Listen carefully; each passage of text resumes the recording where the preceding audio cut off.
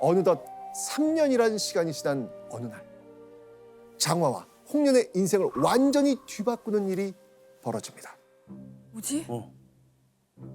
바로 이 인물의 등장 때문이었습니다. 계모, 허씨. 새로운 가족, 계모가 등장한 겁니다. 계모. 전에 그 이야기들에서 들어보면 항상 문제가 있죠. 그렇죠. 옛날 이야기들 옛날 이야기, 속에는 그렇죠. 좀 그런 이야기들 많이 있죠.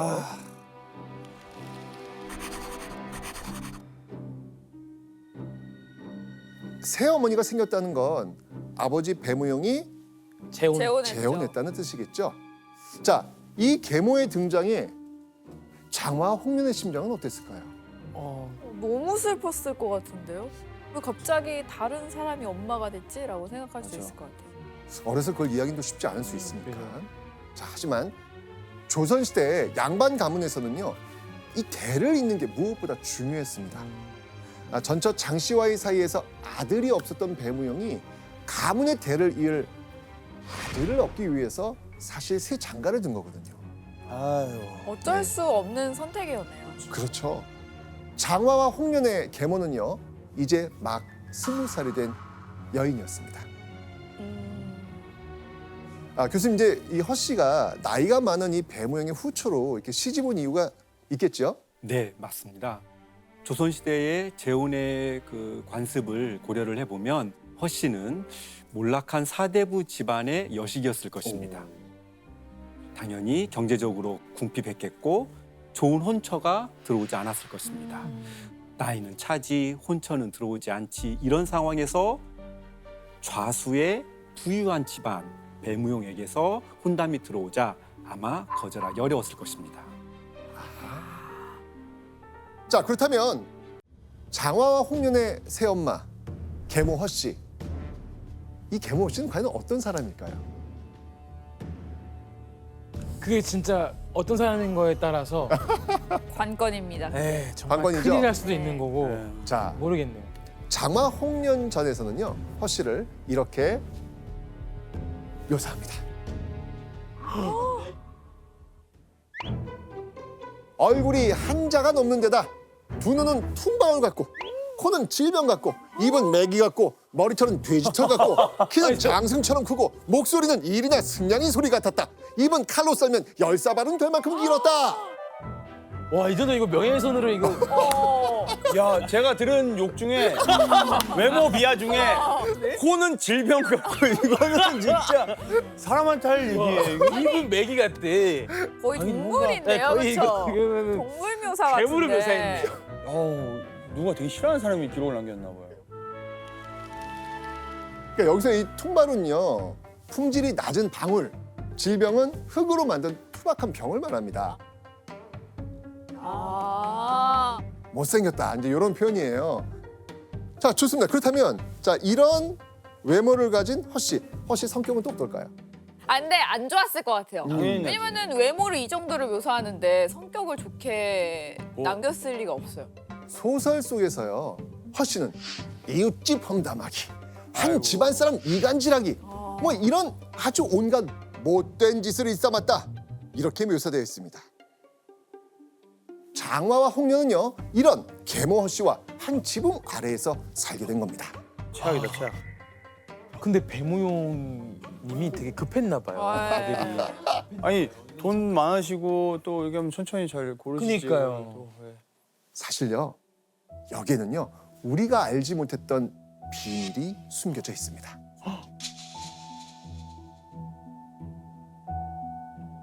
현존하는 가장 오래된 장화 홍련전에서는요, 계모 허 씨의 못된 성격과 이런 외모 비하는 일절 언급되지 않습니다.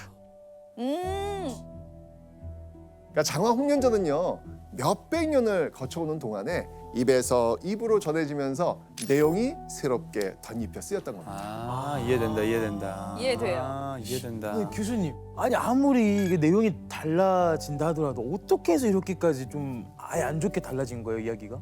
네, 조선의 여성들은 일찍 결혼해서 출산하고 가사노동에 시달리다가 보니 일찍 죽는 경우가 많았습니다. 아. 그만큼 남성들은 재혼을 많이 했겠죠. 네. 그러면 여성들은 자기가 죽고 난 뒤에 홀로 남게 될 자식들을 걱정하게 되었습니다. 그래서 남편의 재혼에 대한 두려움, 그리고 계모에 대한 경계심, 이런 것들을 해소하기 위한 문학적 장치가 바로 악인 계모였던 것입니다. 그러니까 아까 제가 얘기했던 것처럼 왜 계모는 항상 다 옛날 이야기에서 안 좋게 막 못생기고 나쁘고 막 이런 얘기가 있는가 했더니 이유가 있었네요. 이유가 다 심어져 있었던 거예요. 그 당시에 어떤 심리적으로 그렇게 생각을 했던 거예요. 네. 자, 그렇다면 배무영은 허 씨와 결혼하고 과연 아들을 얻었을까요? 얻었을 것 같은데 되게 아니, 어렵게 얻었을 것 아니 같아요. 못 얻었을 것 같아요. 배무영은 아들을 얻습니다. 얻어. 배무영은요, 재혼한 지 1년도 안 돼서 첫 아들을 얻습니다. 태어난 아들의 이름은 장쇠. 이후에도요, 배무영과 허 씨 사이에서는요, 2명의 아들이 더 태어납니다. 아들 있으면 셋? 그렇죠. 와. 맞습니다. 와. 허 씨. 그리고 어느덧 시간이 흘러 장화는 20살, 홍련은 18살의 성숙한 여인으로 훌쩍 성장했습니다. 그런데 그런 장화와 홍련을 애타게 찾는 사람들이 생깁니다. 애타게 찾는 사람들? 누군지 한번 보시죠. 장화 자매의 이름이 원군에 선전되어 돈에 새가 다투어 구혼하였다. 장화 홍련의 이름이 근처 동네에 쫙 퍼졌고 평안도에 명망 높은 집안에서 서로 배무영의 집안과 혼삼에 있겠다면서 혼담이 쏟아진 겁니다. 좋은 일이다. 좋은 일이다. 그리고 이 배무영도 장화와 홍련을 위해서 좋은 혼처를 골라서 시집을 보내야겠다고 생각을 했죠. 이 쏟아지는 혼담에 심기가 불편한 사람이 있었습니다. 누구였겠습니까? 허 씨. 계모. 맞습니다. 계모 허 씨.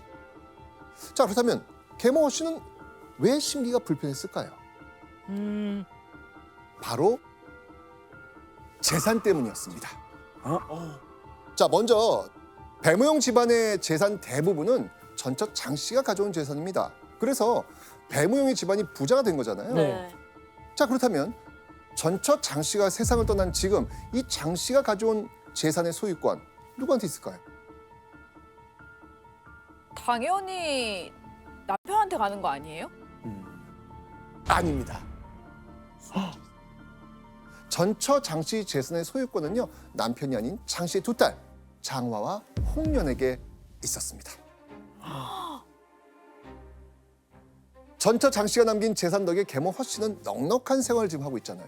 그런데 장화와 홍련이 시집 가면요, 장 씨가 남긴 재산을 나눠 가질 테니 더 이상 여유로운 생활을 보장할 수 없게 되는 겁니다. 계모 허 씨 입장에서는요, 장화 홍련의 결혼을 어떻게든 막고 싶었겠죠. 너무한데요?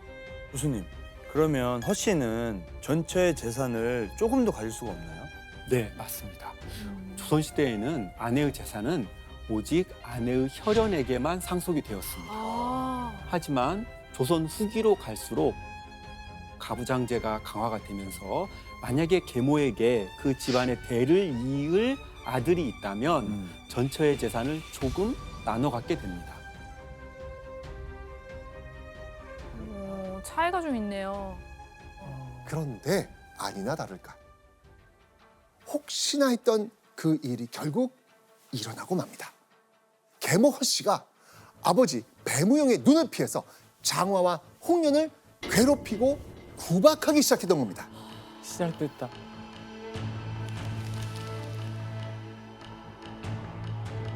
계모는 재혼으로 가문의 대를 이을 아들을 셋이나 낳았지만 배무영의 장화와 홍련에 대한 애정은 변하지 않았습니다. 배무영은요, 외출하고 돌아오면요, 제일 먼저 장화와 홍련을 만날 정도로 누구보다 딸을 아낀 조선판 딸 바보였던 겁니다.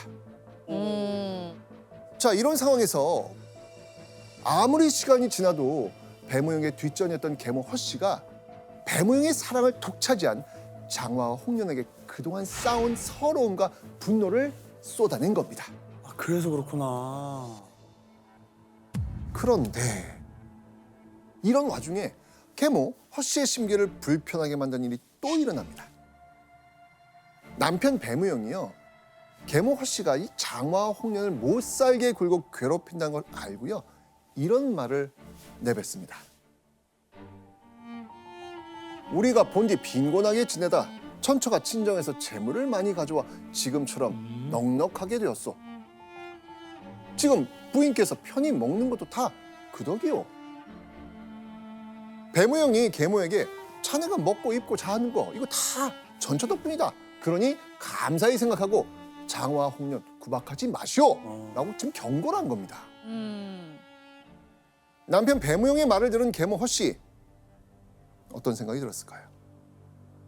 더 화나. 맞아. 몰락한 가문의 딸이었던 계모 허씨가 전처 장씨처럼 많은 재산을 상속받아 올 수 있었겠습니까?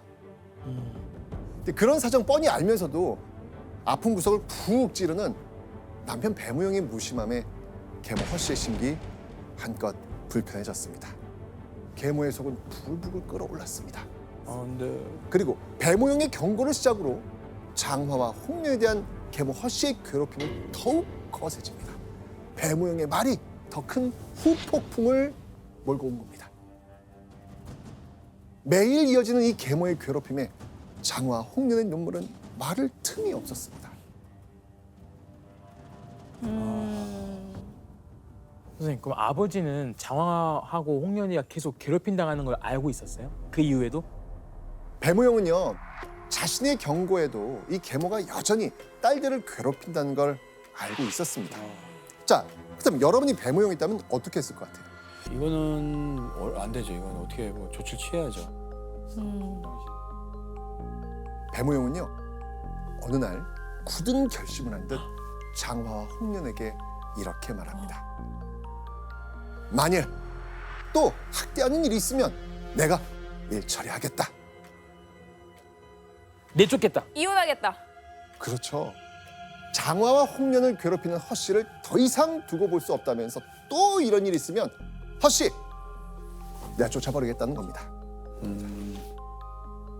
이렇게 배무영은 두 딸의 안위를 걱정하면서 장화의 결혼을 준비해 갑니다.